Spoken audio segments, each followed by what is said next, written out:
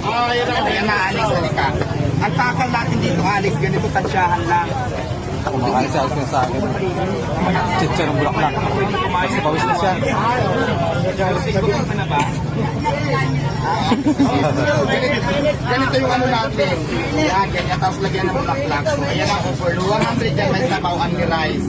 May peso. Maliwanag naman yung diwata. Ang Sige, kung price. takal, kung kaya mo takalin yung ganyan. Kailangan mix sila.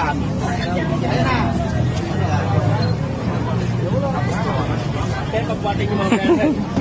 Ay, kuya, magkano yung ayan, din ay magaling ang kumpanya. Paano mo ba? Ilan ba? Apat. Hindi naman apat. Sige lang, sige pa. Ayan, last doon. Ayan, really good. Marunong ka na. Okay na yan. Pasado ka na sa clinic. Basta i-maintain mo ganyan ang start natin, ha? O, yung mga overload dyan, mayroon na dito. Dami yung mga sabi.